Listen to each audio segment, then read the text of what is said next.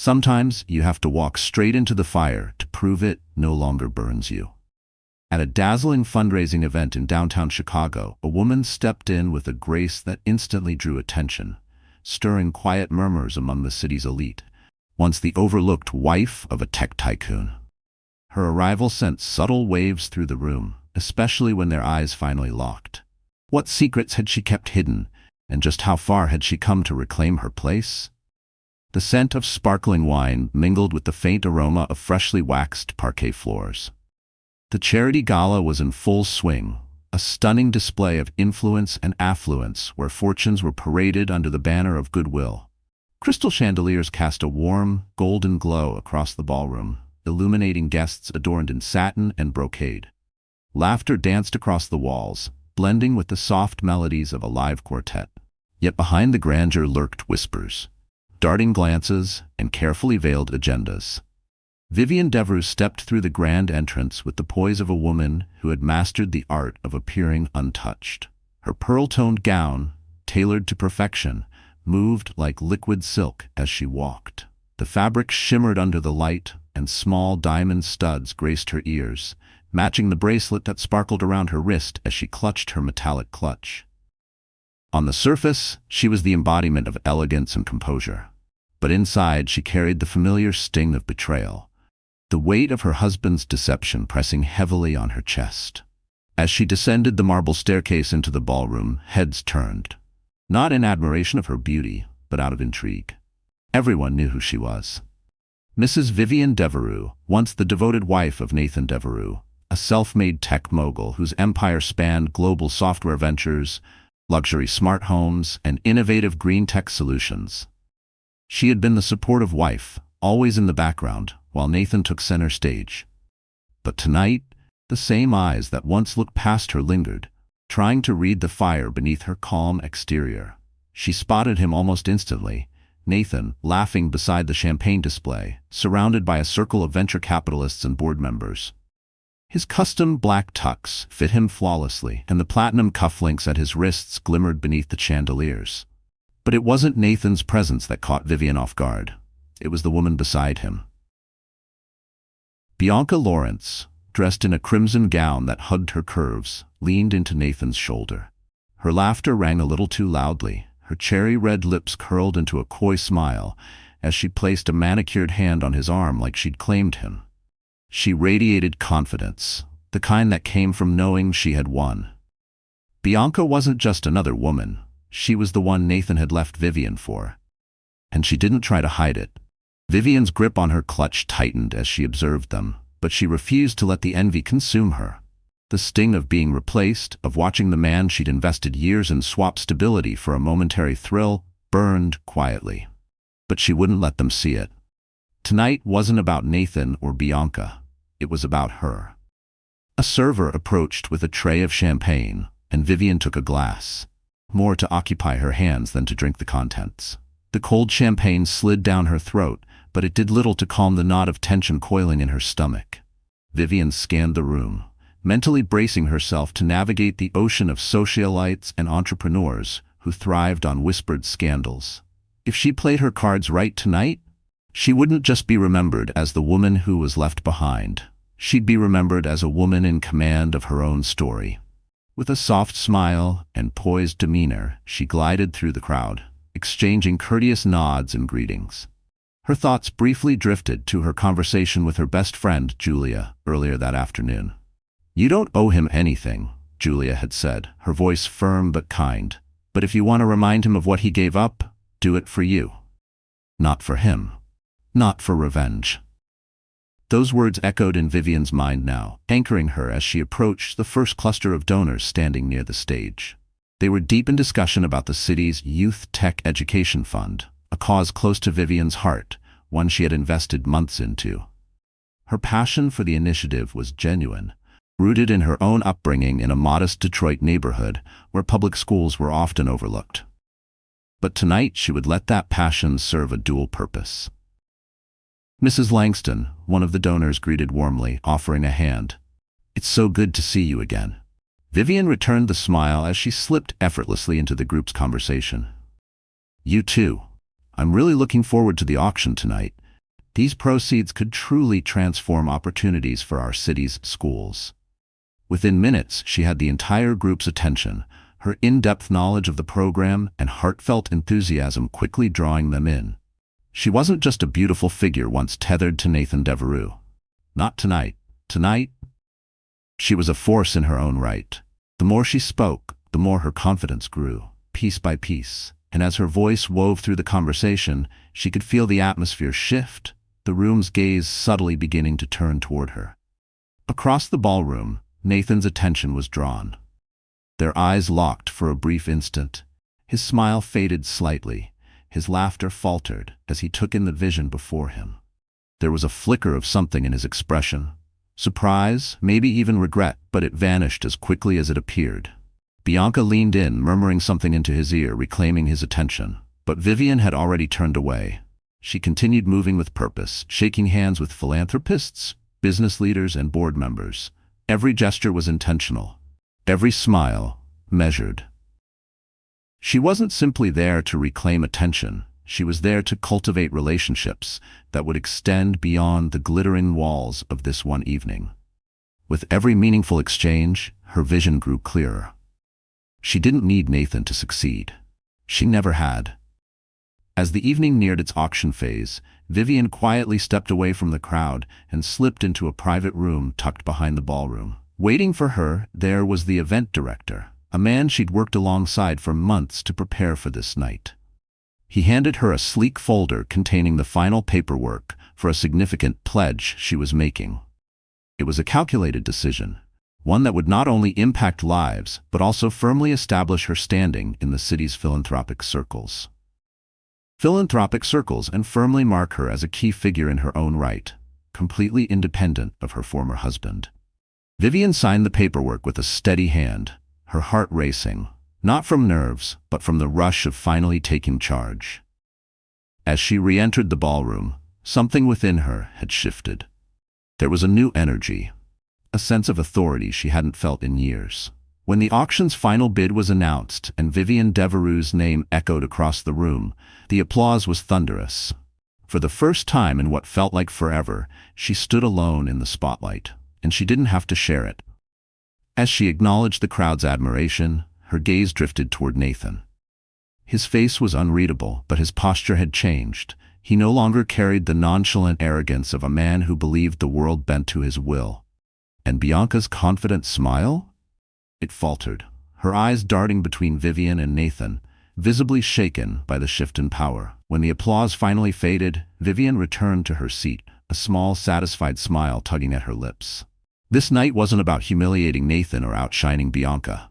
It was about remembering who she was, a woman of grace, fortitude, and resilience.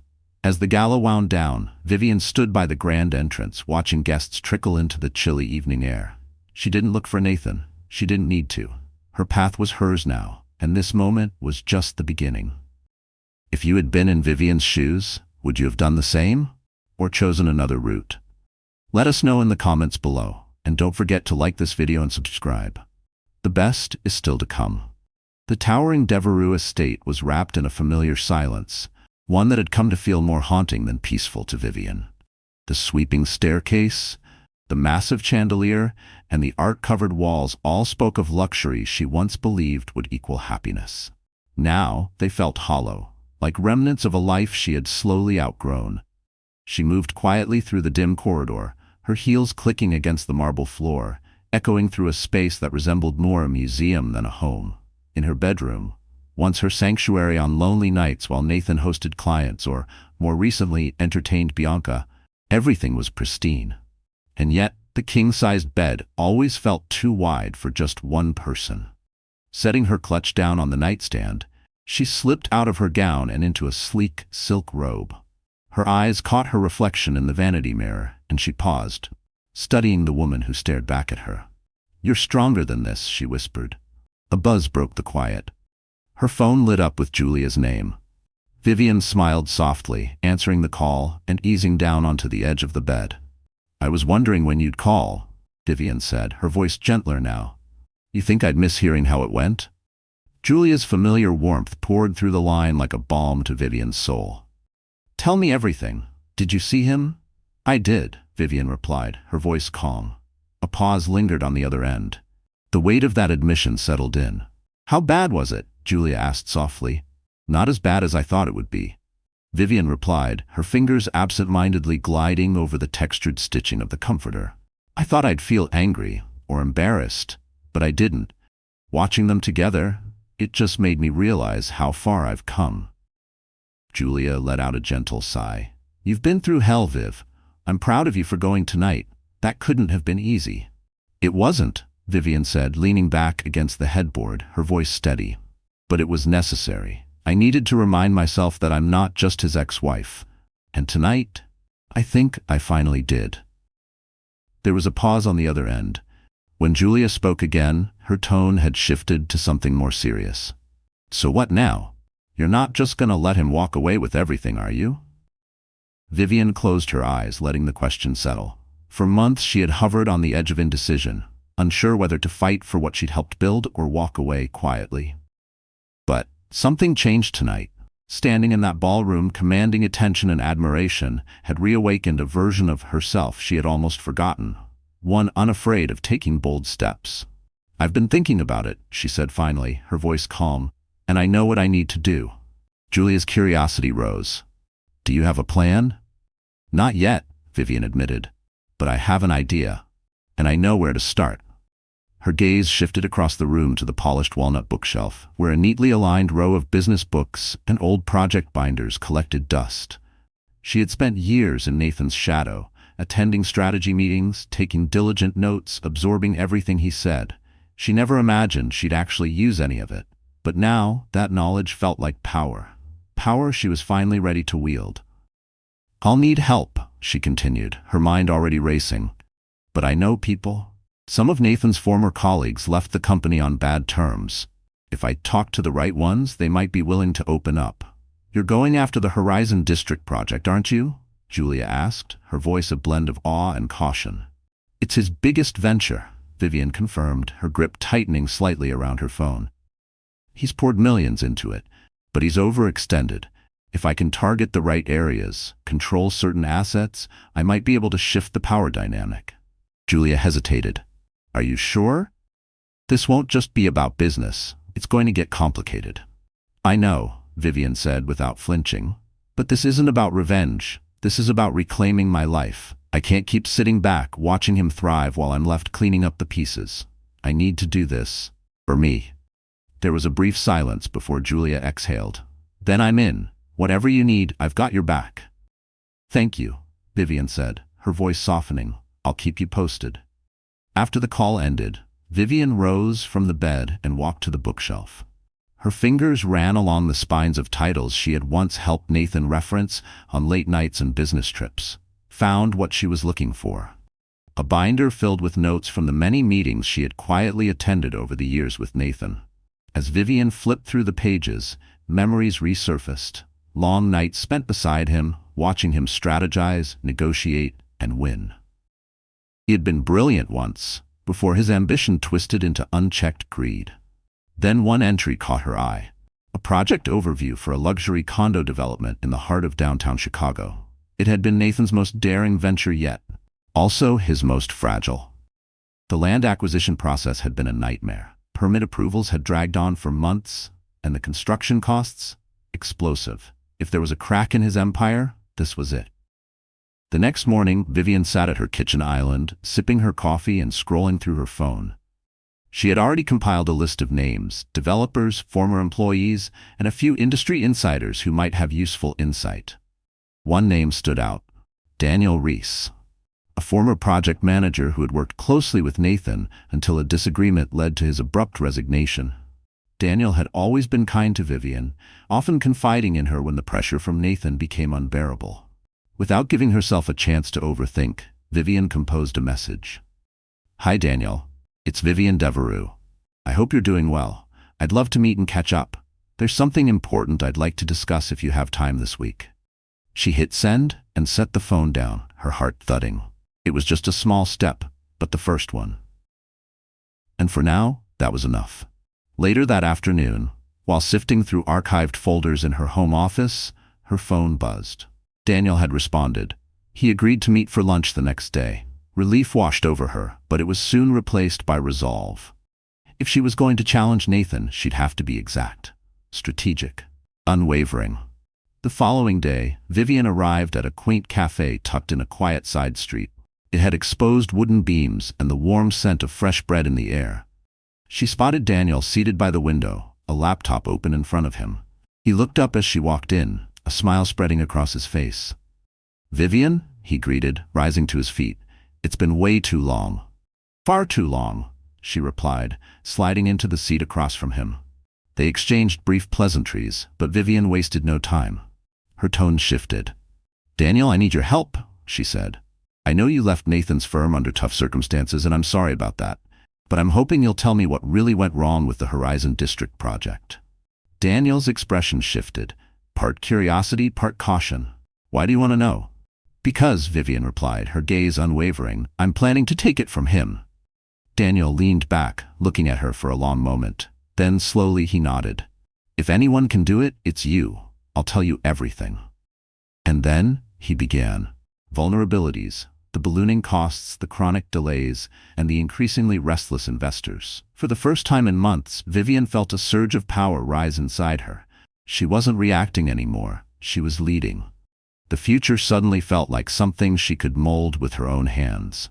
This wasn't just about taking Nathan down, it was about building something that belonged to her, something no one could ever take away. And this was only the beginning. The private rooftop terrace of Nathan Devereux's penthouse stretched high above the glittering city. The Chicago skyline sprawled endlessly beneath him, a sea of lights flickering like stars. The air was brisk but not biting, carrying the faint scent of the river and the steady hum of traffic far below. Nathan lounged back in one of the plush chairs, a glass of bourbon resting lazily in his hand. His tailored shirt was unbuttoned at the collar, his face showing the residue of a day filled with back-to-back meetings, investment calls, and obligatory networking. But here, beneath the soft amber glow of the terrace lighting, he wasn't the visionary CEO. He was simply a man wrapped in luxury, indulging in the comfort he had always believed was rightfully his. Across from him, Bianca Lorentz adjusted the tie on her ruby-red silk robe, the fabric catching the light as she shifted. One leg crossed gracefully over the other, her long dark hair spilled down her back, and her crimson lips curled into a knowing smile. She spun the stem of her wineglass between her fingers, her gaze fixed on Nathan, half curious, half amused. "You seem tense tonight," Bianca said, her voice smooth and deliberate, as polished as the wine she sipped. Nathan let out a quiet chuckle, swirling the amber liquid in his glass. "Just the usual. Investors needing reassurance, contractors whining about deadlines, board members breathing down my neck, nothing I can't handle." Bianca smirked, tilting her head. "You always say that? But even you have limits, don't you?" He arched a brow, ego flaring just slightly. "I don't have limits, Bianca. I have setbacks. And setbacks, they can be managed." She leaned in, resting her chin on her palm.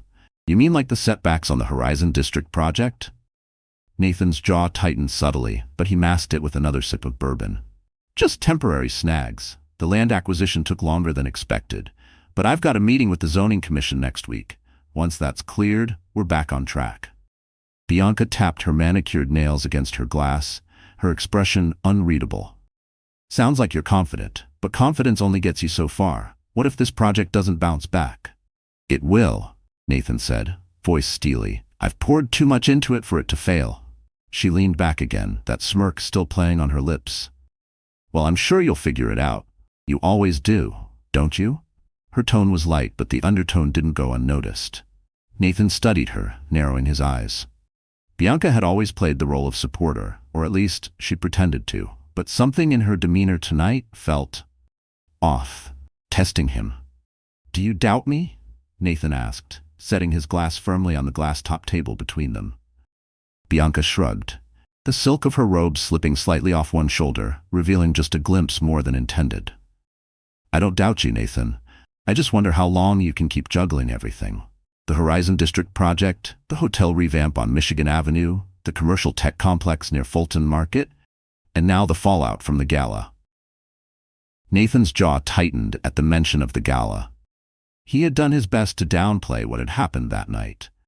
But Vivian's unexpected reappearance, and the way she had commanded the entire evening, had shaken him more than he was willing to admit. Watching her take the stage, poised and gracious, accepting the applause like it had always been hers, it stung. That wasn't how things were supposed to play out. Vivian was supposed to disappear into the background, not rise into the spotlight. "The gala is over," Nathan said, his tone clipped and dismissive. "It doesn't matter." Bianca raised an eyebrow, unconvinced. "Doesn't it? She made quite the impression. People are still buzzing about her donation." "Let them talk," Nathan replied, leaning back into his seat. "It won't change anything." Bianca studied him for a moment, her eyes narrowing slightly. "You're underestimating her," she said. "I've seen women like Vivian before. They lay low until you forget they're there. And then," she snapped her fingers, "they strike. If I were you, I'd keep an eye on her." Nathan's expression darkened. "Vivian doesn't have the means to threaten me." Bianca let out a soft, silken laugh. "Maybe not financially, but you'd be surprised what people are capable of when they're underestimated." The comment irked him, but he kept it hidden. Instead, Nathan stood and walked to the edge of the terrace, his gaze sweeping over the glittering city below, a city he had helped shape with his developments, his vision. From this height, everything felt controlled, untouchable, as though the chaos of both his business and his personal life couldn't reach him up here. But Bianca's words clung to him like an itch beneath his skin. Vivian had always been the quiet force behind his success, offering advice when needed, supporting him without asking for credit. But something had changed. The woman who had stood under that chandelier, serene and self-assured, wasn't the same one who used to wait up for him at home, hoping he'd return from another late night at the office. She was different now, stronger, more assured, and that made her dangerous. Bianca stepped beside him, slipping her arm around his. "Relax, Nathan. I'm not saying she'll destroy you. I'm just saying, be careful." He let out a breath and turned toward her, forcing a smile. "I appreciate the concern, but I've got everything under control." "Of course you do," Bianca purred, leaning in to kiss his cheek. "Just don't let your guard down." As the evening wore on, they returned to their lounge chairs, sipping their drinks, chatting about their upcoming trip to Monaco. But Nathan's thoughts were far from yachts and champagne.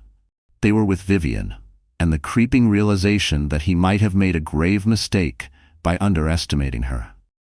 The next morning, Nathan arrived at his downtown office, where floor-to-ceiling windows offered an uninterrupted view of the busy Chicago streets below. His assistant handed him a stack of reports. At the top was a progress update on the Horizon District project. As he skimmed through the documents, his brow furrowed. The construction delays were worse than anticipated, and the cost overruns were starting to spiral. He made a mental note to connect with the project manager before the day ended. Before he could dig deeper into the reports, his phone buzzed. An email from one of his top investors had landed in his inbox, bluntly raising concerns about the project's profitability. Nathan leaned back in his chair, running a hand through his hair. He despised appearing vulnerable, especially to those who had trusted him with their capital.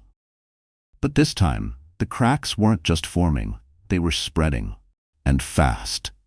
By lunchtime, Nathan sat in a sleek, glass-walled conference room with his core executive team. Ideas were thrown around, some desperate, some pragmatic. "We could consider selling off a portion of the land to free up capital," one executive offered. Nathan shook his head immediately. "No, selling assets is the last resort. We're not there. Not yet." "Then we need to bring in new investors," another suggested. Nathan nodded reluctantly. The idea of sharing more control of the project didn't sit well with him. His entire career had been built on the principle of absolute control. But now, with pressure mounting and Bianca's warnings still echoing in his mind, he couldn't ignore the growing sense that he was starting to lose his grip. Later that evening, back at the penthouse, Bianca greeted him with a kiss. But Nathan's demeanor was far from affectionate. He poured himself a drink and dropped onto the couch, staring out at the skyline that had once felt like his kingdom. For the first time in years, he felt something unfamiliar tightening in his chest. Doubt. And not just about the Horizon District, about Vivian. The morning light filtered gently through the tall bay windows of Vivian's home office, casting a golden hue over the dark wood of her mahogany desk. Once just a decorative space, it had now become the operational center of her entire plan. Stacks of documents, blueprints, and legal contracts were arranged with calculated purpose. Vivian moved among them with a quiet confidence, her hands gliding over paper as though this had always been her domain. The faint scent of fresh coffee and printer ink lingered in the air. The room was silent, except for the steady scratch of her pen moving across the page. She paused, tapping the pen lightly against her lips, eyes scanning the latest financial report on the Horizon District development. Nathan had poured everything into the project, and it showed. Escalating costs, missed deadlines, tense investor relations, the numbers were clear. This was the weakness she had been waiting for. A knock interrupted her concentration. "Come in," she called, straightening her posture. The door creaked open, and Daniel Reese stepped inside, a laptop bag slung casually over one shoulder. He was in his early 40s, with salt and pepper hair and a worn leather jacket that hinted at a man who had weathered more than a few storms in the business world. His eyes, sharp and perceptive, swept across the room before settling on Vivian, who rose from her seat to greet him. "Thanks for coming, Daniel," she said, extending a hand. He shook it firmly. He sounded serious on the phone. Figured it was worth the trip. "It is," Vivian replied, motioning toward a chair. "I need your help navigating the mess Nathan's created with the Horizon District project." Daniel chuckled as he took a seat. "Mess is an understatement. I warned him about overextending, but Nathan never listens once he thinks he's right." He leaned in, resting his elbows on the desk. "So, what exactly are you planning to do?" Vivian's lips curled into a calm, confident smile. "I'm going to acquire the key assets tied to the project. The land parcels, supplier contracts, and development rights. Once I control those, Nathan won't be able to move forward without me." Daniel let out a low whistle, clearly impressed. "You've done your homework." "I've had plenty of time," Vivian replied coolly. "While Nathan was busy building his empire, I was paying attention." She handed him a folder, crisp, well-organized, packed with data, financial breakdowns, and strategy notes. "These are the critical pressure points. The land acquisition is the linchpin. Once we secure that, the rest will fall into place." Daniel flipped through the file, nodding as he scanned the details. "I know the guy who owns the adjacent parcel. We worked together on a mid-rise development a few years ago. If he's still in the same financial position, he might be open to selling, if the price is right." Vivian leaned forward, eyes gleaming. "Then let's make him an offer he can't refuse." Daniel closed the folder and studied her for a long moment. "You've changed, Vivian. Last time I saw you, you were the quiet one in the background, taking notes while Nathan talked over everyone. Now you're leading the charge." Her smile remained, but there was unmistakable steel behind it. "I'm done being quiet." The days that followed were a blur of phone calls, meetings, and negotiations. Vivian moved with precision, her mind operating like a finely tuned machine. She coordinated efforts with lawyers, developers, and financial advisors, building momentum with each passing hour. Every move was calculated. There was no room for hesitation. One misstep, and Nathan could catch wind of her plans. But this wasn't just about defense anymore. She was building something for herself, and she was doing it on her own terms. At night, when the house was silent and the city beyond her windows slept, Vivian would sit by her bedroom window, tablet in hand, reviewing contracts under the soft glow of the city lights. The ache of loneliness that once lingered had been replaced by a burning purpose. For years, she had stood behind Nathan, cheering him on, shelving her own ambitions for the sake of his. But now, the dream she was chasing was hers, and she wasn't letting go. Late that night, her phone buzzed. A message from Daniel, land deal secured. Papers ready to sign. Vivian exhaled, a flood of relief and adrenaline rising in her chest. She quickly tapped out a reply, confirming the next steps, then set the phone aside and leaned back in her chair. It was happening. Every move she had planned was falling into place, and soon, Nathan would have no choice but to confront the reality of what she had done.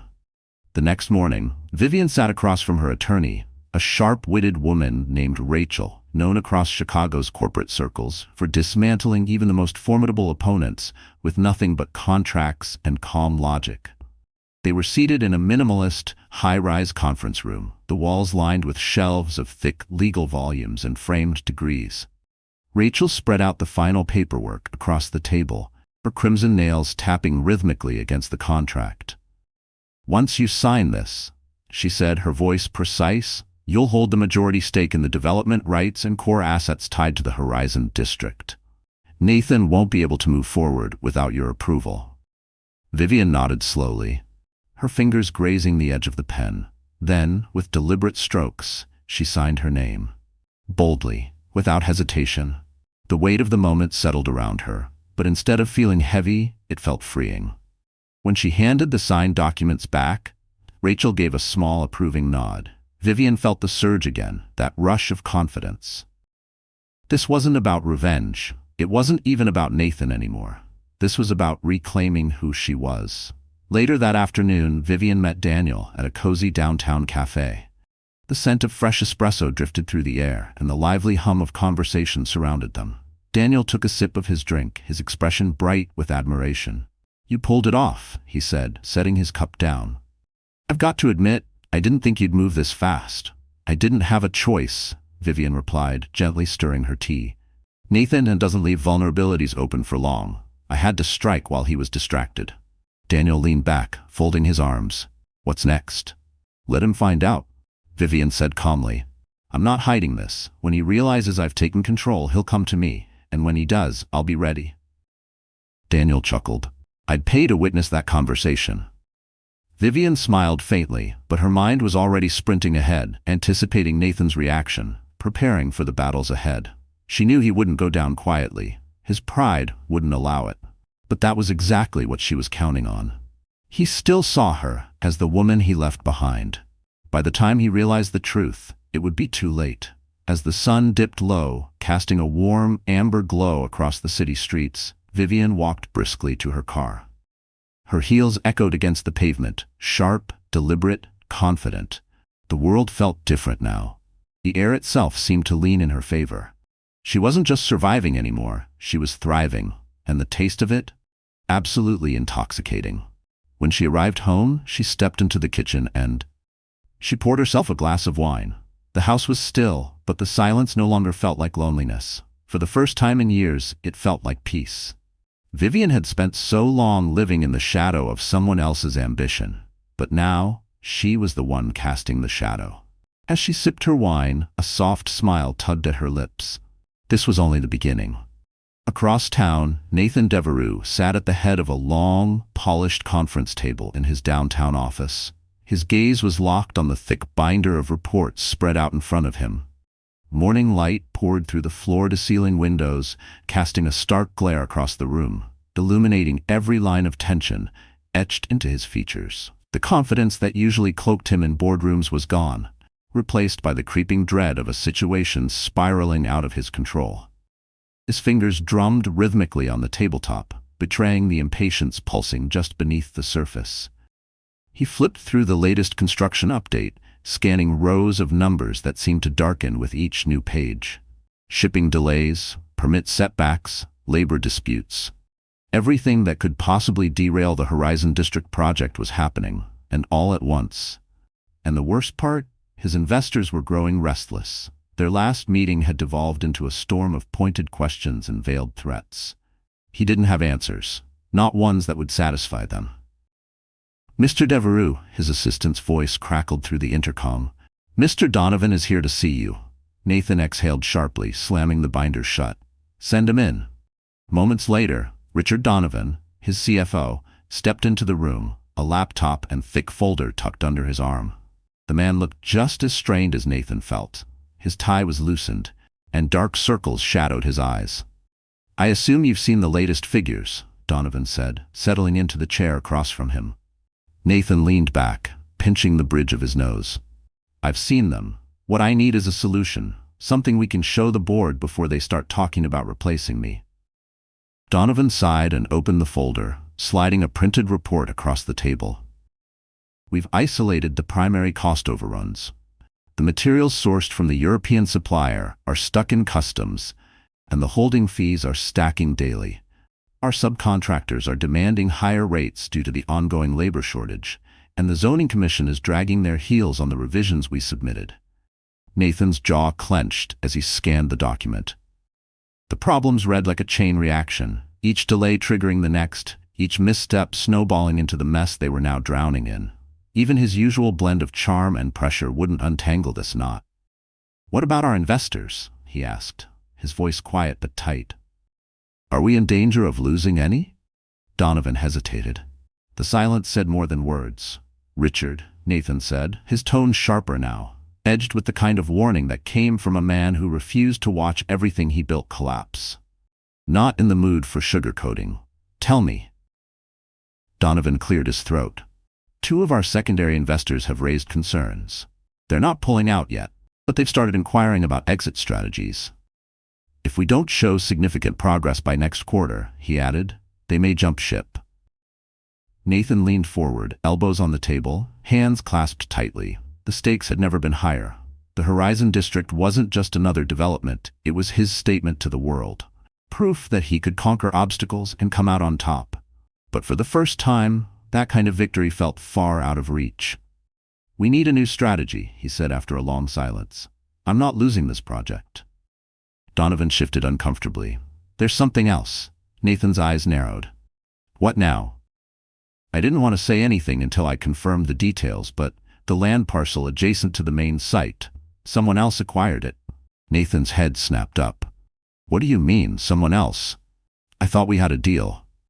"We did," Donovan said carefully, "but the seller accepted another offer before we could close. The paperwork went through 2 weeks ago." Nathan shoved back from the table, the chair scraping sharply against the floor as he stood. "Who outbid us?" he demanded. Donovan hesitated before locking eyes with him. "Vivian Devereux." For a second, the name didn't compute, like his mind refused to believe it. But when it registered, a rush of disbelief and rage surged through him. He paced to the window, staring out at the skyline. His wife, the woman he'd once dismissed as graceful but inconsequential, quiet, predictable, a background figure in his spotlight. She had just outmaneuvered him. "When did this happen?" Nathan asked, voice low and dangerously calm. 2 weeks ago," Donovan repeated. "She's been moving quietly, acquiring assets linked to the project. The land isn't the only thing. She's secured one of our key supplier contracts and a stake in the development rights." Nathan's hands gripped the edge of the window frame until his knuckles whitened. He had underestimated her, clearly. But how had she orchestrated all this under his radar? "I want everything," Nathan said, turning sharply. "Who she's working with, how she's financing this, and what her endgame is." Donovan nodded, gathering his files. "I'll have a full report on your desk by tomorrow." As the door shut behind him, Nathan collapsed back into his chair, fingers raking through his hair. His thoughts spiraled, searching for sense in what felt like betrayal cloaked in brilliance. Vivian had never outwardly expressed interest in business, at least not that he'd noticed. But now, she wasn't just stepping into his world, she was reshaping it. And she wasn't playing by his rules. For years, he'd seen her as a companion to his legacy, the poised partner who smiled at galas, stayed behind the scenes, and supported him in silence. But that image had crumbled. Now she was something else entirely. She clearly had her own ambitions. His phone buzzed on the table, breaking through his thoughts. A message from Bianca. "Dinner tonight? Let's unwind." He didn't reply. His mind was still firmly locked on Vivian. This wasn't just a business complication. It was personal.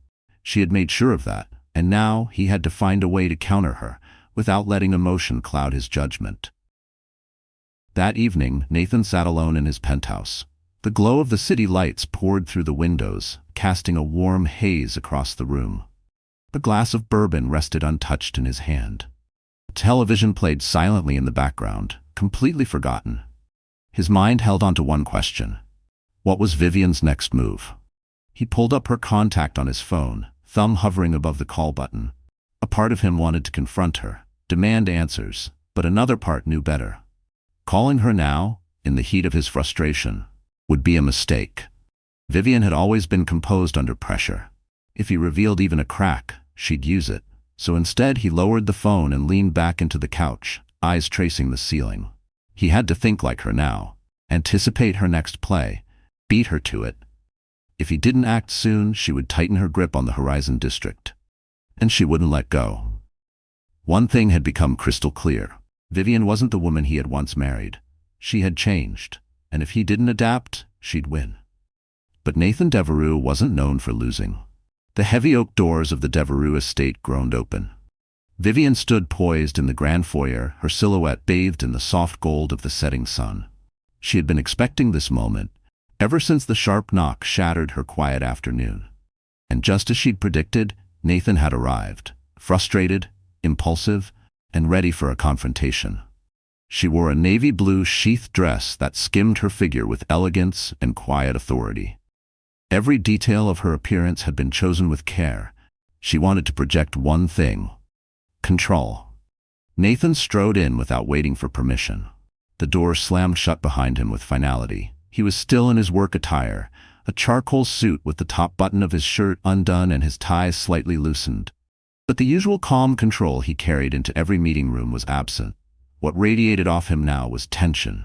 His jaw clenched, his eyes flared with anger as they locked onto her own, cool and composed. "We need to talk," he said, voice low and clipped. Vivian tilted her head slightly, like someone mildly amused. "I figured you'd show up eventually." He let out a bitter chuckle, dragging a hand through his hair. "You think this is funny, Vivian?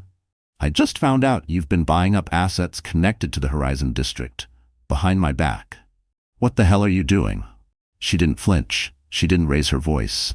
Instead, she turned and walked slowly toward the living room, her posture relaxed, graceful, completely in control.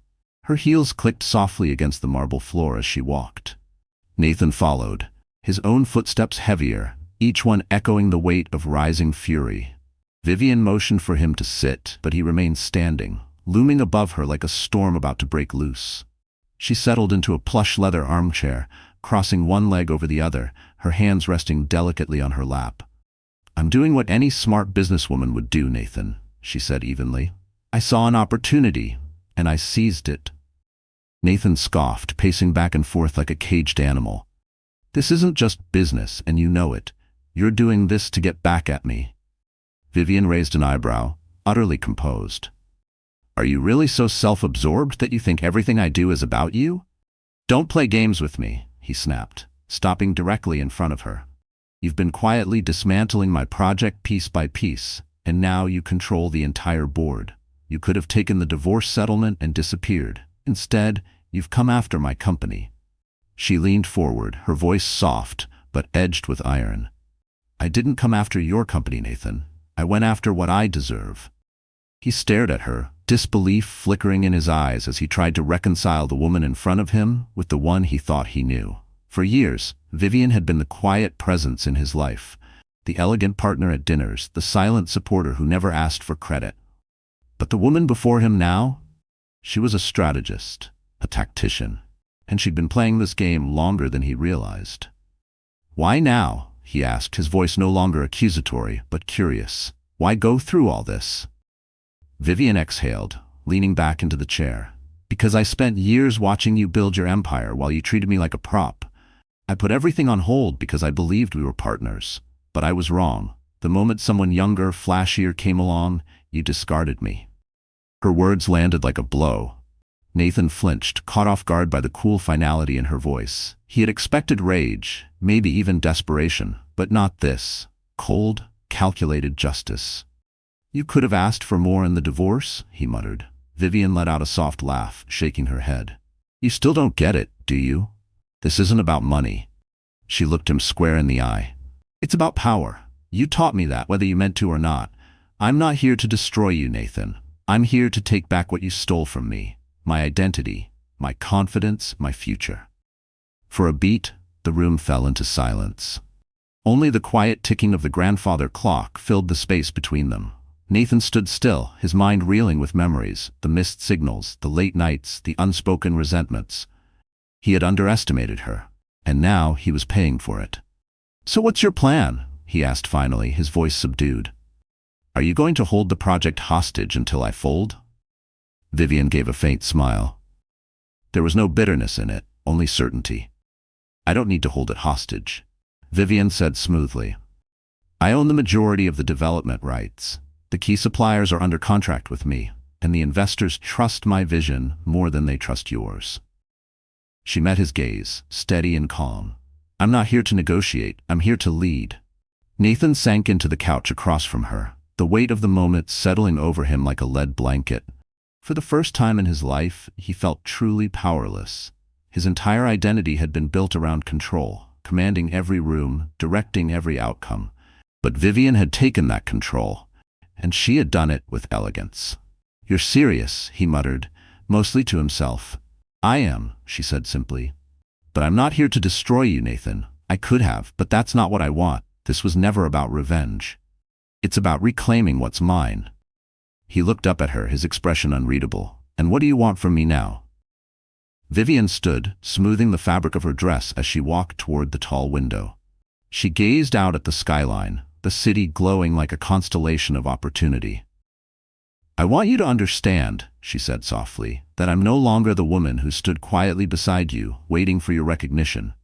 I've built something of my own now, and you'll have to live with that. She turned back to face him, her eyes unflinching. You can either fight me and lose, or accept that the world doesn't revolve around you anymore. The choice is yours. Nathan stood, adjusting his tie as her words sank in. Part of him wanted to argue, to grasp at some final upper hand, but deep down, he knew. She had already won, and there was no shortcut out of this. As he walked toward the door, he paused, glancing back one last time. You've changed, Vivian. She smiled, a genuine smile, tinged with both sorrow and victory. I had to.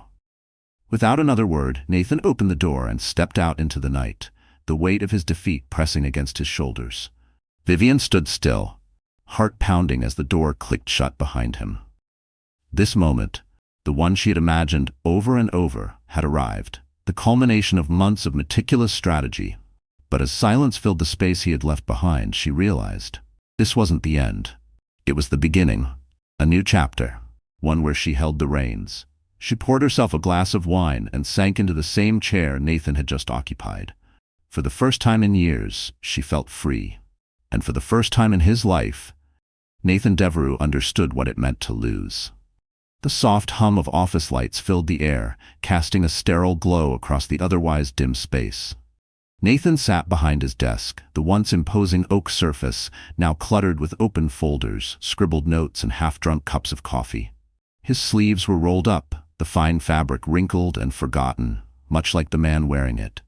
The air was thick, tinged with the scent of stale bourbon from the untouched glass beside him. The digital clock on the wall blinked, 2:45 a.m. But Nathan's mind was far too restless for sleep. He sat in the dim glow of his office, scrolling through report after report on his laptop. The numbers blurred together: losses, budget overruns, investor concerns.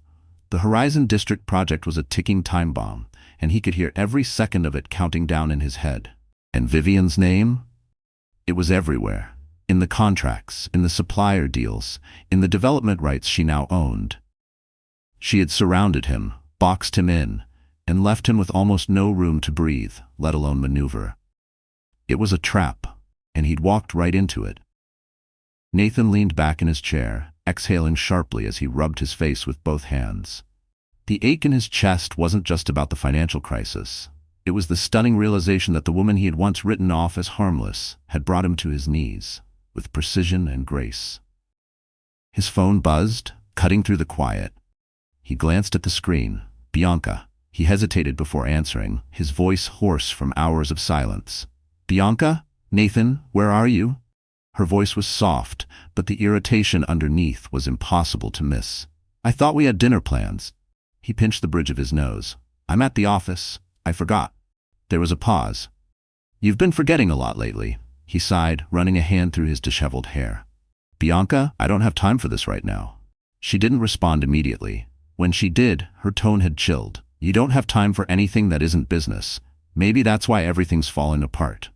Her words struck deeper than he expected, or maybe they landed exactly where she intended. His jaw tensed. I'm not losing control, he snapped. Really? Bianca's laugh was short, bitter. Because from where I'm standing, it looks like you're drowning. Your investors are pulling back, your project's imploding, and your ex-wife, she's outmaneuvering you at every turn. Enough, he shouted, slamming his hand against the desk. The sound reverberated through the office, but the storm inside him raged on. There was silence on the other end. Then her voice returned, quieter, more tired. I'm trying to help you, Nathan, but you won't let anyone in. I don't need help, he replied, but the words rang hollow, even to him. Suit yourself, Bianca said. Her voice was flat now. Just don't expect me to stand by and watch you destroy yourself. The call ended abruptly. The silence that followed was deafening. Nathan stared at the phone in his hand, her final words echoing louder than anything else. She was right. He was drowning, but admitting it felt too much like surrender. And surrender had never been in his nature.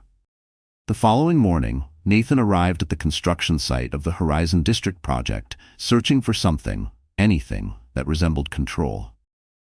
The crisp air carried the scent of fresh concrete and sawdust. Around him, workers in hard hats moved in organized chaos. The voices of workers blended with the mechanical hum of bulldozers and cranes. But even here, where the physical form of his ambition should have brought comfort, Nathan felt like a stranger on his own project. He met with the site manager, Greg, a broad-shouldered man with years of construction grit under his nails. Greg had overseen several of Nathan's past developments, but this time his face was tight with concern. As they walked the uneven pathways of the site, Greg pointed out the missed milestones and unfinished segments. We're hemorrhaging money, Greg said, wiping sweat from his brow. If those materials don't get delivered by next week, we're staring down another month of delays. Nathan's mind was racing, but his expression stayed composed. What about the supplier? Greg shifted uncomfortably. Under new management, he muttered. Vivian Devereux, to be exact. She's renegotiating the contracts, and from what I'm hearing, she's in no rush to prioritize us. Nathan's stomach turned. He knew exactly what Vivian was doing. Delaying shipments was a power play, a precise move to squeeze him into submission, back him into a corner until the only options were concession or collapse. And the worst part? There wasn't a single legal crack in her armor. She had done everything by the book. Back in his car, Nathan sat motionless, hands clenched tightly around the steering wheel, his knuckles drained of color. The pressure in his chest expanded, failure pressing down on him like a crushing weight. He had always seen himself as the fixer, the one with answers. But this problem wasn't just a financial crisis. It was personal. Vivian had made sure of that. By evening, Nathan returned to his penthouse. The city lights glittered across the skyline, but what once felt like a symbol of his empire now mocked him. Each shimmering tower, each glowing window, reminders of what he was on the brink of losing. He poured himself another bourbon. The amber swirl mirrored the storm in his mind. Then the doorbell rang. A sharp chime cut through the silence. He set his glass down and crossed the floor. When he opened the door, he was surprised to find Bianca standing there. Her face unreadable. She wore a fitted black coat, and her hair fell over her shoulders like a curtain of ink. I thought you were done with me, Nathan said, leaning against the doorframe. I should be, she replied, stepping inside without waiting for an invitation. But I'm not. He closed the door and followed her to the living room. She slid off her coat and draped it over the back of a chair with casual precision. You look like hell, she said, eyeing him with a mix of concern and controlled irritation. Thanks for the honesty, he muttered, sinking onto the couch. Bianca sat across from him, legs crossed elegantly. You need to face reality, Nathan. You can't keep pretending this will fix itself. He ran a hand through his hair and let out a long, exhausted sigh. I know, Bianca said, her voice softening, and for the first time in weeks, Nathan saw a glimmer of the woman who once believed in him. Then do something about it, she added. Talk to Vivian. Find a way to negotiate, even if it means swallowing your pride. Nathan stared at her. The idea of going to Vivian, humbling himself in front of her, felt both humiliating and inevitable. He had spent so long building walls, shielding himself from vulnerability. But now, with his empire teetering on collapse, he had no choice but to confront the one person who could either save him or bury him. Maybe you're right, he said quietly, barely above a whisper. Bianca gave him a faint smile as she stood and reached for her coat. I'm always right. You just never listen.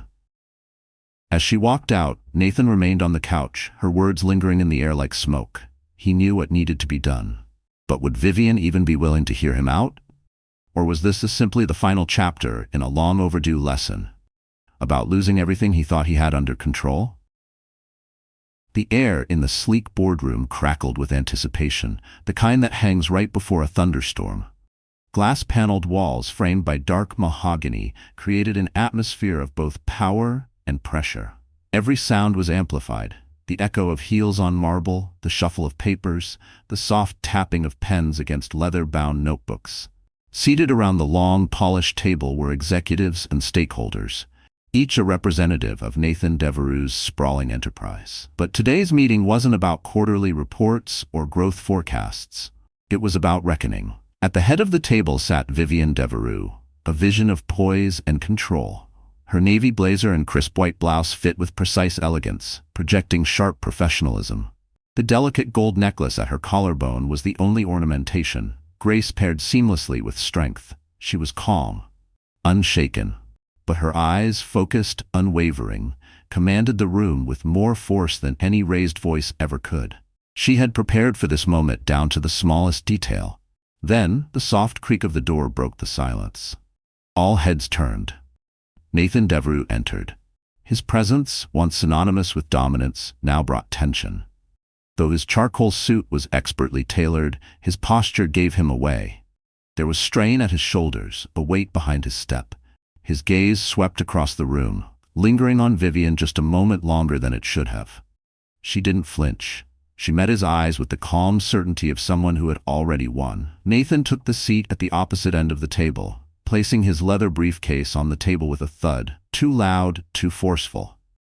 "Let's get this over with," he muttered. The mic in front of him picked it up.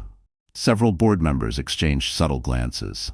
Vivian cleared her throat, a quiet sound but one that immediately recentered every gaze on her. "Thank you all for being here today," she began, her voice smooth and commanding. "I know you've all been briefed on today's agenda," Vivian began, her voice calm and commanding. "But before we move forward, I'd like to address the future of Devereux Development Group." The phrase hit the room like a silent detonation.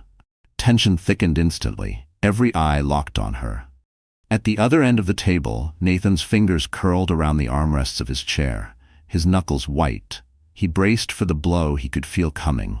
"As many of you are aware," Vivian continued, "over the past several months, I've been acquiring strategic assets tied to the Horizon District project. I now hold a controlling interest in the development rights, key supplier contracts, and the adjacent land parcel critical to the expansion phase." A ripple of murmurs spread through the room, executives exchanging glances, whispering beneath their breaths. Nathan said nothing. His jaw was clenched, his expression tight as he fought to keep control. Vivian picked up the conference room remote and clicked it. The screen behind her flickered to life, revealing the first slide of a sharp, data-driven presentation. It showed a detailed financial breakdown of the project, highlighting every delay, every budget overrun, and every indicator of declining investor confidence. Every piece of data, meticulously backed by hard evidence. "As you can see," she said, gesturing toward the screen, "this project has encountered significant challenges. But with the right leadership and strategic realignment, there's still a viable and profitable path forward." Nathan couldn't hold his tongue any longer. "Leadership?" His voice sliced through the room. "You think you can just walk in here and take over? This is my project, Vivian." She didn't blink. "Correction," she replied smoothly. "It was your project, now it's mine." A thick silence fell over the room. The only sound was the low hum of the air conditioning system. Nathan leaned forward, elbows resting on the table, eyes locked onto hers. "You think you've won just because you've boxed me in?" he said through clenched teeth. "You have no idea what it takes to manage a development of this scale. You're out of your depth." Vivian smiled, but not the warm smile he remembered. This was sharper, precise. "I think you're forgetting something, Nathan. I spent years sitting in on those meetings, listening to you strategize, negotiate, and execute. I took notes, I watched, and I waited." She leaned slightly forward, This isn't me floundering. This is me finally stepping into the role I've been prepared for all along. You just never bothered to notice." The board members shifted in their chairs, the discomfort of witnessing something deeply personal mixing with a fascination too strong to ignore. Nathan let out a sharp breath and ran a hand through his hair, his frustration mounting. "So what's your endgame, Vivian? To humiliate me? Tear down everything I built?" "No," she said simply. "I'm not here to destroy anything. I'm here to fix what you broke." Her voice was firm but even. "The investors no longer trust you. They've seen the missed deadlines, the ballooning costs, and your failure to deliver solutions. They want leadership that can produce results." She paused, letting the words land. "That's why they've agreed to support my leadership." Nathan's gaze swept across the room, searching for any flicker of allegiance, any support. But all he saw were averted eyes, lowered heads, silence. Hesitant expressions met his gaze, if they met it at all. Even those Nathan had once considered loyal allies were now avoiding eye contact. Their silence spoke volumes. For the first time in his career, Nathan realized the truth. The foundation beneath him had already crumbled. Vivian continued, her voice unwavering. "Effective immediately, I will be assuming the role of lead developer for the Horizon District project." She paused only briefly before continuing. "My team has prepared a revised timeline and budget, which we will present following this meeting. Our immediate goal is to stabilize the project, restore investor confidence, and ensure we meet the projected completion date." Nathan felt like the wind had been knocked from his lungs. He'd expected resistance, a battle, but not like this. Not a silent, unanimous shift of power, not the board aligning so quietly behind her. He opened his mouth to speak, but no words came. What could he possibly say? She had outmaneuvered him at every turn, and this was the final blow. As the meeting concluded, Vivian stood, gathering her documents with graceful precision. She turned to the board, offering a poised smile. "Thank you all for your time and continued support. I look forward to working with each of you." One by one, the executives filtered out, murmuring quiet farewells, offering uncertain glances in Nathan's direction. He didn't move.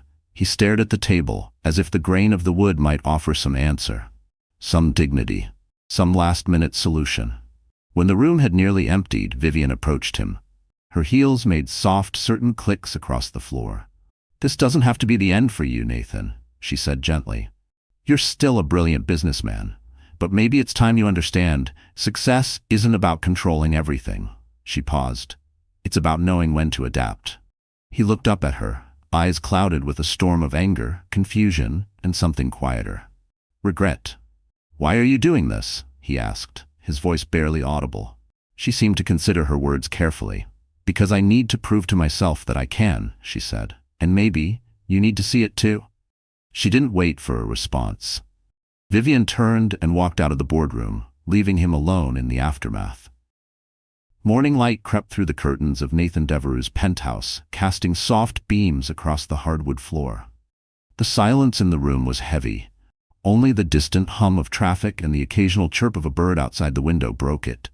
Nathan lay on the leather couch, still dressed in yesterday's clothes. His tie was loosened, his shirt wrinkled.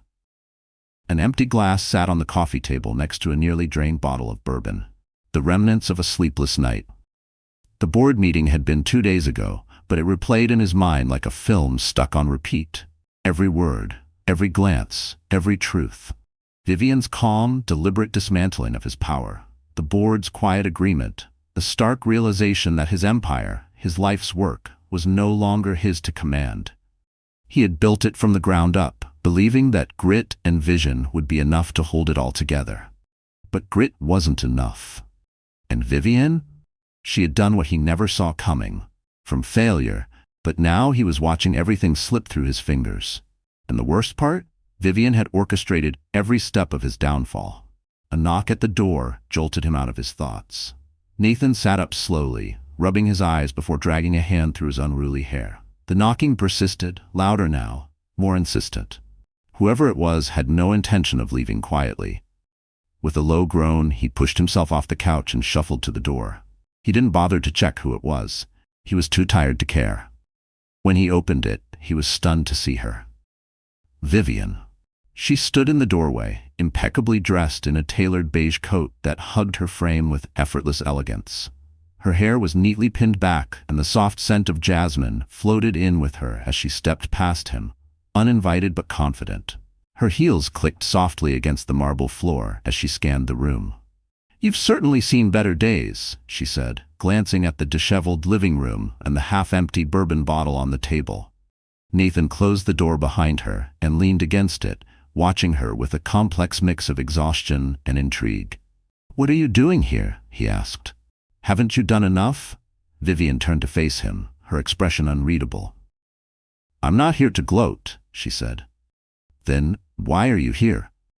His voice was bitter, but there was a rawness beneath it, a flicker of something unguarded. Vivian sighed, crossing her arms. "Because I wanted to give you a chance." He blinked. "I know what it feels like, when everything around you starts to fall apart," she continued. "I've been there, Nathan. Remember? But I also know you're not the kind of man who gives up easily." He scoffed and moved back to the couch, sinking into it with a weight that seemed to pull the air out of the room. "You've done a great job proving otherwise." Vivian walked over and sat in the armchair across from him. Her posture was upright, but there was no stiffness, only clarity. "I didn't do this to destroy you," she said. "I did it to reclaim my life. There's a difference." Nathan leaned forward, elbows on his knees, rubbing his hands together. "And now that you've taken everything, what am I supposed to do? Start over from scratch?" "No," she replied gently. "I expect you to adapt." He looked up at her. The word hung in the air. Adapt. It wasn't something he was used to. His success had come from sheer will, from never bending, never shifting. But now that strategy had failed him, and the idea of change, real change, felt terrifying and necessary. "Vivian," he said quietly, after a long silence, "how did you do it? How did you go from the woman who sat in the background to this?" She smiled faintly, her gaze softening. "It wasn't easy," she said.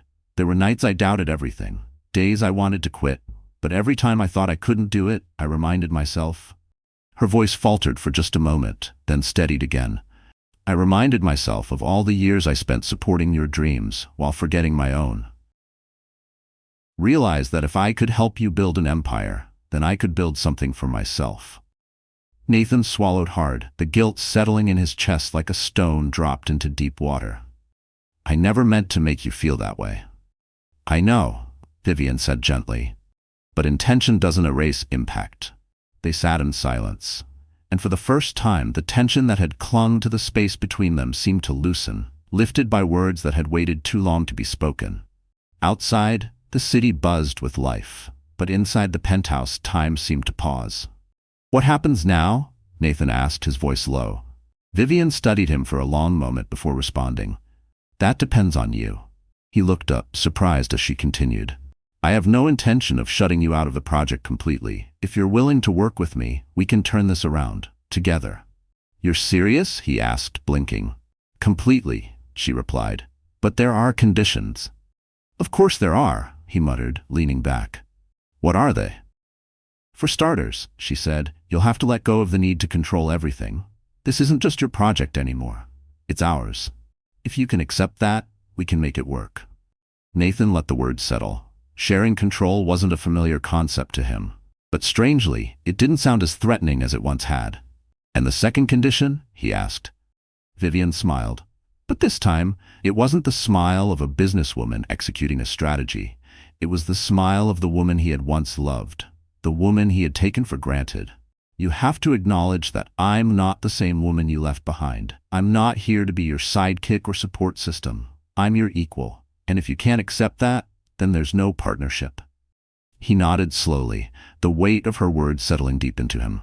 "I understand. Do you?" she asked, her gaze steady.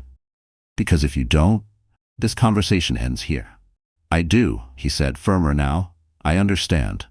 Vivian stood, smoothing her coat as she prepared to leave. "Good, then we'll talk more at the next meeting. For now, get some rest. You'll need it." Nathan stood too, watching her walk toward the door. "Vivian?" She paused, turning slightly. "Yes? Thank you." The words carried a depth he hadn't tapped into in years. She nodded, offering him one final smile before stepping into the hallway. The door closed behind her with a quiet click. And for the first time in weeks, Nathan didn't feel trapped. He felt something he hadn't felt in a long time. Hope. The morning breeze carried the scent of fresh blooms, mingling with the distant hum of the waking city. Vivian Devereux stood atop the rooftop of her newly acquired office building, her eyes on the horizon, where the sunlight kissed the skyline of downtown Chicago. The view was breathtaking. But it wasn't the skyline that filled Vivian with pride. It was the journey that had brought her here. The rooftop garden, with its neatly manicured greenery and polished stone pathways, had been designed as a symbol of growth and renewal. Much like Vivian herself. Dressed in a fitted cream blazer and tailored pants, she exuded a quiet confidence. Her heels clicked softly on the stone as she made her way to a wooden bench nestled among blooming lavender. In her hand was a leather-bound notebook, its pages filled with sketches, ideas, and bold plans for the next phase of her life. She sat, the sunlight warming her face, and opened the notebook to a fresh page. Her pen hovered for a moment, then moved fluidly, ink flowing in time with her thoughts. This wasn't just a to-do list. It was a declaration of intent. Vivian had reclaimed her power, but now she wanted something greater. She wanted to leave a legacy. Something that would outlast the trials she had endured. Something that mattered. The sound of footsteps pulled her from her thoughts. She looked up to see Caroline, her best friend and fiercest confidante, making her way across the rooftop, dressed in jeans and a light jacket. She held 2 steaming cups of coffee, her warm smile radiating comfort. "Figured you could use a caffeine boost," Caroline said, handing her one of the cups before taking a seat beside her. "You know me too well," Vivian replied with a grateful smile. She took a sip, the rich warmth grounding her, a reminder of life's simple pleasures she had learned to cherish. Caroline's gaze dropped to the open notebook in Vivian's lap. "More plans for world domination?" she teased. Vivian laughed softly, closing the notebook and setting it aside. "Something like that. I've been thinking about what's next." Caroline leaned back, interest lighting her face. "I want to expand beyond luxury high-rises," Vivian said, her voice steady. "I want to develop spaces that actually serve people. Affordable housing, community parks, art centers. I've spent enough time chasing profit." She paused, letting the words settle between them. "Now, I want to build something meaningful." Caroline's smile widened, pride in her eyes. "That sounds exactly like the Vivian I've always known." Vivian's gaze drifted back toward the horizon, where sunlight danced across the glass towers of downtown Chicago. "It feels right," she said softly.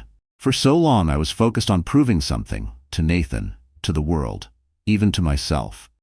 She drew in a slow breath. "But now, I don't feel like I need to prove anything anymore.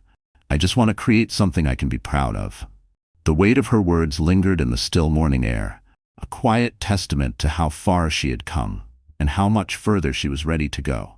There had been a time when her identity had been tied to Nathan's success, when her worth was measured by how seamlessly she played the role of the supportive wife. But now? Vivian was writing her own story, and in this one she wasn't a supporting character. She was the protagonist. Caroline nudged her playfully. "You do realize you're the talk of the town, right?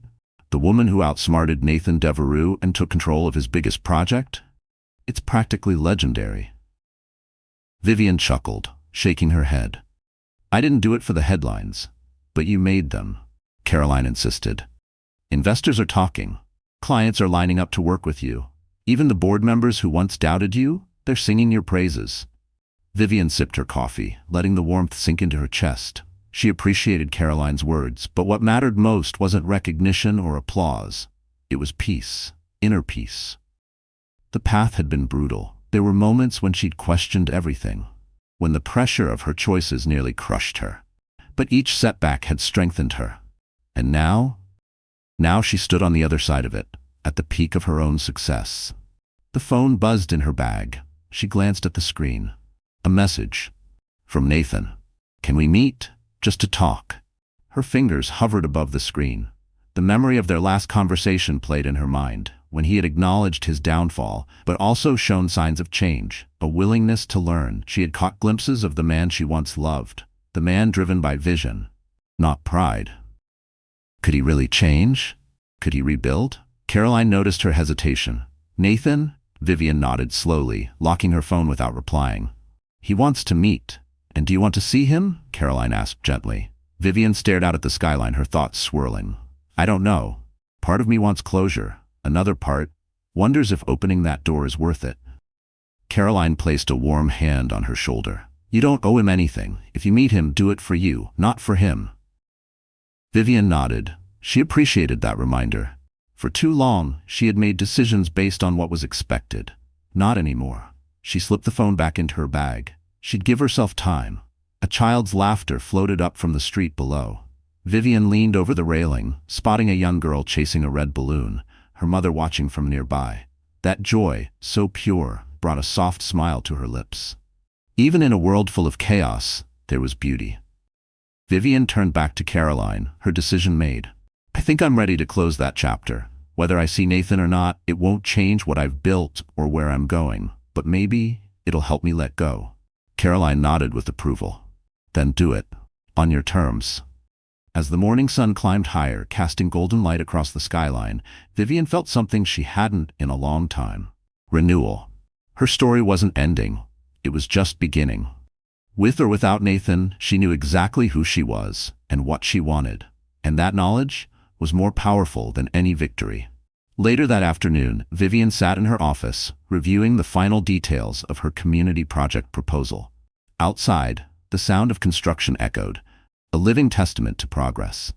She signed the last page, leaned back in her chair, and exhaled with quiet satisfaction. Her phone buzzed again.